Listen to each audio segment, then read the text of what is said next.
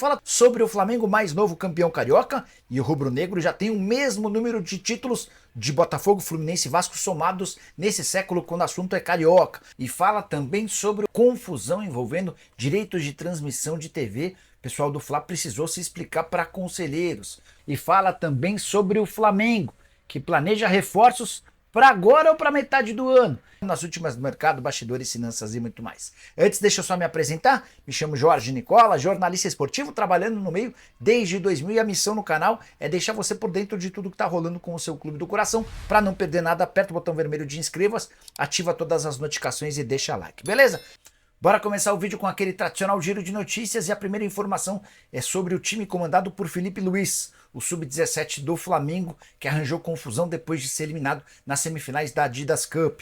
O Flamengo perdeu por 2-0 para o Philadelphia Union e vazou um vídeo em que os atletas do time americano comemoravam quando os jogadores do Flamengo chegaram para a confusão. Já Carlinhos, novo reforço do Flamengo, se apresenta nessa segunda-feira ao Fla e terá um salário inicial de apenas R$60 mil por mês. Esse valor é fixo e há uma série de gatilhos que aumentarão os seus salários a partir do momento em que ele for titular, alcançar um número de jogos e também um número de gols. Bora falar agora sobre o Flamengo. Tá rolando a maior confusão entre conselheiros do Flamengo por causa da redução drástica na quantia que o Flamengo terá direito com direitos de transmissão de TV no Campeonato Brasileiro a partir do ano que vem. Nessa segunda-feira vai haver uma votação e vários conselheiros prometem reprovar o acordo fechado pelo Flamengo com a Libra via Globo. Importante contar que o Flamengo abriu mão de privilégios como o valor mínimo garantido, cláusulas de proteções melhores e tratamento diferenciado. Tudo isso nesse novo contrato deixa de existir. O Flamengo vai dividir tanto os direitos de TV aberta quanto os direitos de Premier, do pay-per-view, de forma absolutamente igual com os outros clubes da Libra. O que deve garantir uma vantagem ao Flamengo é o fato de ter mais torcida e também ter uma colocação melhor no Campeonato Brasileiro. Só para lembrar, na TV aberta, 40% da grana é dividida de maneira igual, 30% de acordo com a classificação final do campeonato e 30% de acordo com o número de partidas transmitidas em TV aberta. Já no pay-per-view, 45% de acordo com a audiência, 25% de acordo com a colocação final do campeonato e 30% de acordo com o número de torcedores cadastrados de cada time no pay-per-view. Quanto mais cadastros, maior é a sua fatia nesses 30%. A conta dos conselheiros flamenguistas que andam bravos é de que o rubro-negro vai perder mais ou menos R$82 milhões por ano. O Flamengo já se apressou para dizer que isso era previsto em contrato, tanto que o orçamento de 2024 prevê uma perda de 30% de receitas. E o Flamengo também se defende alegando que o mercado de pay-per-view da Globo tem reduzido, tem ficado cada vez menor, tem faturado menos e deve faturar menos ainda com o fato de o Forte Futebol, que contém 11 clubes hoje, vender seus direitos de pay-per-view para um outro grupo, para outra emissora. Então, o pay-per-view que já vinha num processo de perda de dinheiro deve contar com menos assinantes ainda nessa temporada. Além disso, o Flamengo se defende lembrando que no contrato assinado em 2016 pelo Eduardo Bandeira de Mello, o então presidente do Fla, o Flamengo vendia 38 jogos por Campeonato Brasileiro. Agora, com a lei do mandante, o Fla vende apenas os jogos que ele faz em casa, os 19. E é uma curiosidade, o Flamengo foi o clube que mais brigou pela lei do mandante, ou seja, essa decisão que aconteceu alguns anos atrás acabou se tornando um tiro no pé e tirou dinheiro rubro-negro. Preciso te contar que John Textor resolveu excluir suas contas nas redes sociais. E é a segunda vez que ele faz isso. Momento delicado para o dono da SAF do Botafogo, que foi chamado de fanfarrão pela Leila Pereira nesse domingo, a presidente do Palmeiras, que era a exclusão do John Textor do futebol brasileiro. E também, só para lembrar, recentemente o John Textor pediu ao pessoal da CBF uma reunião com o Edinaldo. Ele quer tentar se entender com o presidente da principal entidade do futebol brasileiro. Hora de falar sobre o Flamengo hegemônico no futebol carioca. Você sabia que foi o 12º título estadual do Flamengo nesse século, desde 2001? Pois saibam que com esses 12 títulos, o Flamengo tem o mesmo número de conquistas de Botafogo, Fluminense e Vasco somados. Flu é quem mais se aproxima do Flamengo com 5 taças. O Botafogo teve 4, o Vasco teve 3, ou seja, 12 títulos para os rivais, 12 títulos para o Flamengo. O de 2024, conquistado de forma invicta, pela 7ª vez em sua história, o Fla é campeão carioca sem perder nenhuma partida, mas teve uma situação ainda mais importante, um único gol sofrido em toda a competição, e esse gol sofrido pelo time reserva, time de júniores do Flamengo, que enfrentou o Nova Iguaçu na fase de grupos. Em todas as outras partidas, o Fla não tomou gols. Placar agregado contra o Nova Iguaçu nas finais, 4-0. O Flamengo havia feito 3-0 no jogo de ida. Nesse domingo, vitória com golaço de Bruno Henrique para decretar o 1-0. Última coisa importante a respeito desse título.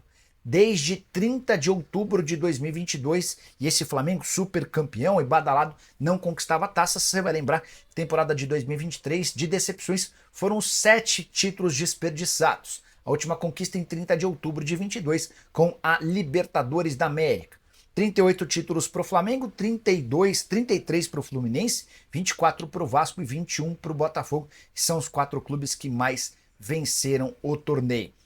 Só mais uma, 66 mil presentes no Maracanã para a grande festa do primeiro título do Tite com a camisa do Fla. Você acha que o Flamengo vence mais em 2024?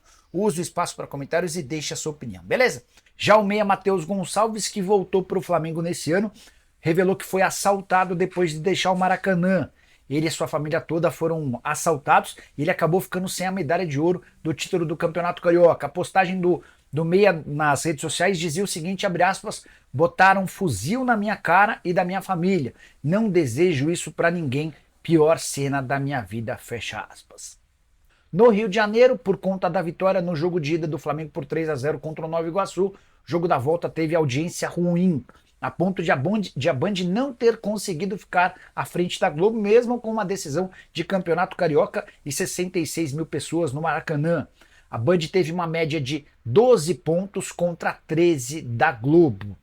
Só para arrematar, vale a lembrança de que o Flamengo venceu o Nova Iguaçu por 1-0 com o gol do Bruno Henrique e confirmou o placar agregado de 4-0 e o título carioca. Bora falar agora sobre reforços pro Flamengo. Marcos Braz e Rodolfo Landim foram perguntados sobre o tema depois do título contra o Nova Iguaçu. O presidente Rodolfo Landim afirmou o seguinte, abre aspas, não tem nada definido. E isso não significa que não possa vir mais uma ou outra contratação. Ficamos de fazer um balanço no final do Carioca para identificar alguma necessidade da comissão técnica.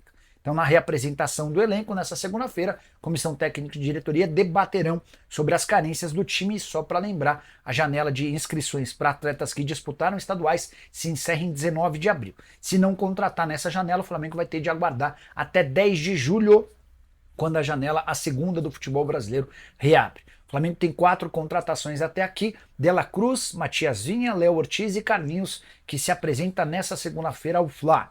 Marcos Braz, que é o homem forte do futebol do Flamengo, também foi perguntado sobre o tema e respondeu, abre aspas, não vou falar que não contratarei até 19 de abril, mas não queria criar nenhuma expectativa na torcida que não seja verdadeira. Acho que estamos com o elenco fechado até o meio do ano, fecha aspas. Só para completar, Marcos Braz também foi indagado a respeito de Neymar. Especulação muito forte desde a semana passada de que o Neymar já está contratado para 2025. E o Marcos Braz acabou cometendo uma falha que indica que ele sabe pouco sobre o Neymar. O Braz afirmou que o contrato do Neymar com o Al Hilal só se encerra em 2027. Já contei para vocês que o vínculo acaba em junho do ano que vem. Olá pessoal, mais um vídeo no canal, um vídeo extremamente importante. Passada a festa, o título do Campeonato Carioca, o 38º na história do Flamengo, inclusive Flamengo, hegemonia pura no Campeonato Carioca, é o clube que mais venceu essa competição e também é o time que mais venceu de maneira invicta, que é o caso de 2024. Foram 7, tá? Flamengo, então, hegemonia total no futebol carioca, mas passada a emoção, a festa, vamos falar de um assunto super sério.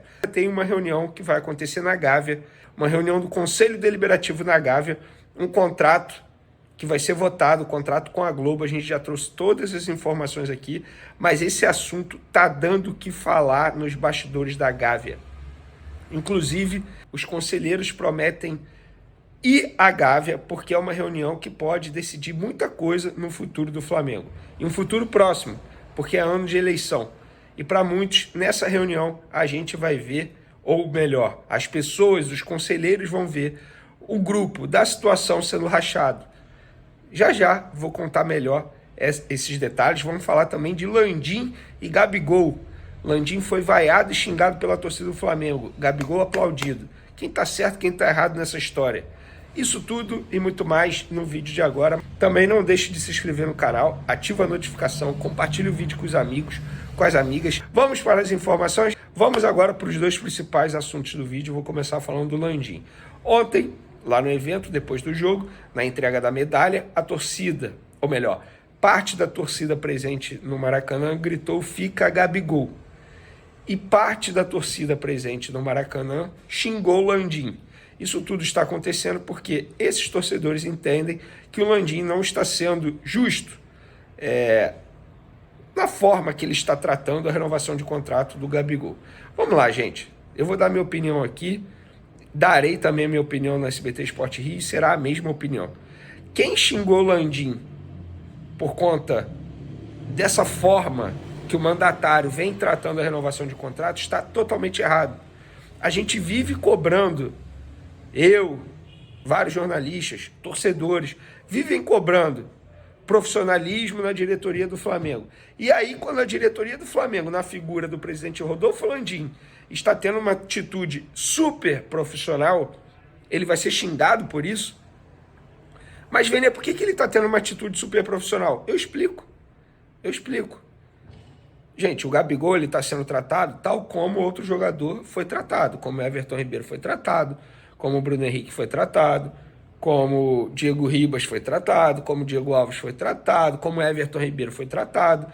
E o Gabigol será tratado da mesma forma. Não é porque ele é ídolo, esses também são para muitos, né? Mas ele é o ídolo máximo dessa geração, digamos assim, para muitos o segundo maior ídolo da história do Flamengo. Não é porque ele tem esse status que ele vai ter regalias na renovação de contrato. Primeiro, a começar que ele está punido. Nem no Maracanã ele foi ontem, porque nem no Maracanã ele pode pisar. Nem no Ninho do Urubu ele pode pisar. Então por que será que o Landim tem que tratar o Gabigol de forma diferente? Oferecer um contrato alto, oferecer um contrato longo, ou correr agora para renovar o contrato dele? Muito pelo contrário. O Landim ontem na beira do gramado foi questionado sobre a renovação de Gabigol. Sabe o que ele falou? Impossível tomar essa decisão agora. A gente não sabe qual será a suspensão e o período. Volto a dizer, a gente está convicto e confiante que essa punição será revertida. Mas temos que esperar. E ele está certo. Por que ele vai resolver a situação no Gabigol agora? Sendo que ninguém sabe quanto tempo o Gabigol ficará parado. O Gabigol hoje é uma incógnita. E o torcedor precisa entender isso. E quando o Landim diz que vai esperar até o fim do ano para resolver a situação do Gabigol, ele está extremamente correto, está tendo uma atitude profissional e responsável com o dinheiro do clube, que não é dele, é do clube. No ano passado, ele quase assinou uma renovação de contrato irresponsável com o Gabigol. E esses mesmos torcedores que estão xingando o Landim hoje, eu tenho certeza que apoiaram o Landim quando ele recuou na não renovação de contrato. Na ocasião ele fez certo e agora ele está agindo certo. Então quando o torcedor grita "Fica Gabigol", acho que o caminho é esse. Porque o Gabigol precisa entender que hoje ele está desvalorizado, ou ele aceita o que o Flamengo vai oferecer, pode até fazer uma contraproposta, desde que não seja uma loucura financeira, mas ele precisa entender que hoje ele está em baixa. E se ele quiser continuar no Flamengo, ótimo. Se não, vai ser feliz em outro clube. Ou tentar ser feliz, porque também é uma incógnita. Ele pode sair do Flamengo e não ser feliz em outro clube. Então, gente, tá aí a minha opinião. Acho que quem xingou o Landim tá super errado nessa história. Eu sou um cara que eu critico o Landim em vários momentos, quem me acompanha aqui sabe, mas nesse caso o Landim está correto, pelo menos essa é a minha visão. Agora vamos para o próximo assunto, porque hoje na Gávea tem uma reunião para votar o contrato com a Globo. E os números que a gente trouxe em primeira mão na noite de sexta-feira caiu como uma bomba em muitos grupos políticos, conselheiros. De lá para cá, os grupos dos conselheiros no WhatsApp só se fala disso. Inclusive ontem no Maracanã eu soube que tinha roda de conselheiro em camarote que não estavam nem aí para o jogo e estavam falando dessa reunião que vai acontecer hoje na Gávea à noite. Casa cheia, e nessa reunião, para muitos, os conselheiros vão ver uma parte da situação rachada, porque eles entendem que tem gente da atual gestão que vai dizer publicamente ser contra a aprovação desse contrato. Enquanto isso, grande parte da situação trabalha nos bastidores para tentar convencer essas pessoas de que o contrato será benéfico para o Flamengo.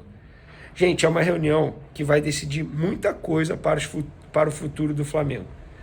É uma reunião para votar um patrocínio com a emissora Globo pelos próximos 5 anos, 2025, 2026, 2027, 2028, 2029. É muito dinheiro. Ou seja, é uma reunião que vai votar um acordo financeiro já para o próximo presidente. O próximo presidente já vai pegar, entre aspas, esse abacaxi para descascar. E a gente não sabe se é um abacaxi. Eu não tenho uma opinião formada se esse contrato é bom ou ruim para o Flamengo. Vou deixar para os conselheiros votarem. Eu trouxe as informações, tudo. Só que essa reunião está dando o que falar, porque tem gente, até mesmo do Conselho Fiscal, que é contra a aprovação desse contrato. Só para vocês terem noção, gente. Hoje, eu falei ontem e vou falar hoje. Essa reunião de hoje é mais importante que o jogo de ontem, porque ontem o Flamengo entrou em campo já campeão. Ontem foi amistoso, gente. Agora, essa reunião de hoje, que vai discutir esse contrato com a Globo, promete mostrar muita coisa lá na Gávea. Olá, torcedores e apaixonados pelo Mengão. Hoje trazemos notícias quentes direto do Conselho Deliberativo do Flamengo.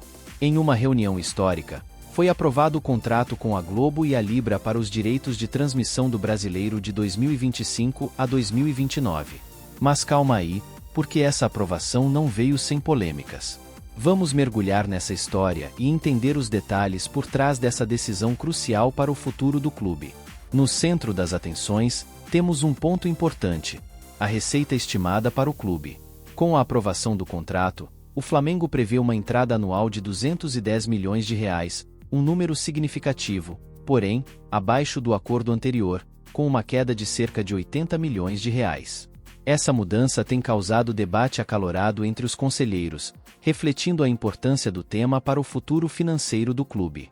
Durante a reunião, tanto a situação quanto a oposição marcaram presença maciça, demonstrando o interesse e a relevância do assunto para todos os envolvidos.